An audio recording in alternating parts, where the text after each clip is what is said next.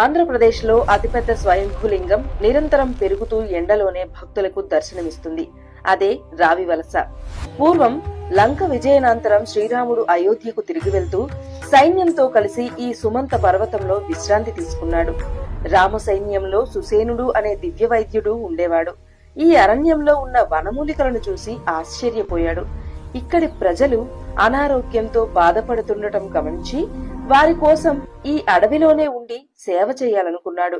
శ్రీరాముని అనుమతి తీసుకుని వారి సేవ చేసుకుంటూ శివారాధన ప్రారంభించాడు. కొన్నేళ్ల తర్వాత శ్రీరాముడు సుసేనుడు ఎలా ఉన్నాడో తెలుసుకోవాలని ఆలోచించాడు. వెంటనే హనుమంతుడిని రావివలస సుమంత పర్వతానికి పంపించాడు. హనుమంతుడు అక్కడికి చేరుకుని సుసేనుని మృతదేహం కనుగొన్నాడు. దేహం ఇంకా ప్రకాశిస్తూనే ఉంది.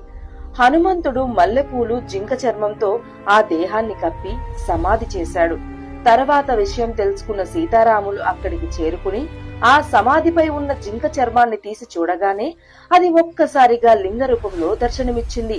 ఆ లింగం మల్లెపూల సువాసనతో మెరుస్తూ అజనం అనగా జింక చర్మం గుర్తుతో ప్రకాశిస్తోంది. అందుకే మల్లె మరియు అజినం అనగా మల్లికార్జునం అనే పేరు వచ్చింది. శ్రీరాముల వారు శ్రద్ధతో పక్కనే ఉన్న సీతాకుండంలో స్నానం చేసి ఆ శివలింగానికి పూజలు చేయగా పూజ జరుగుతున్నంత కాలం ఆ లింగం పెరుగుతూనే ఉంది.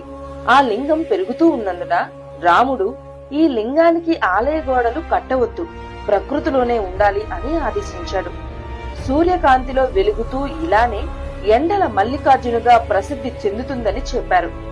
మహాభారత కాలంలో పాండవులు అరణ్యవాసంలో ఇక్కడ మార్కండేయ మహర్షి క్షేత్ర మహిమ వివరించగా అర్జునుడు ఇక్కడ తపస్సు చేసి శివుని దర్శనం పొందాడు.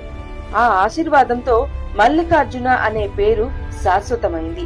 మహాశివరాత్రి, కార్తీక సోమవారాల్లో భక్తులు భారీగా తరలి వస్తుంటారు. శ్రీ ఎండల మల్లికార్జున స్వామి దర్శనం ఆరోగ్యం, ఐశ్వర్యం, పాప విమోచనం ఇస్తుంది అని నమ్మకం. ఇది మన రావివలస. ఇక్కడ గాలే ఔషధం, భక్తుడే దేవుడు.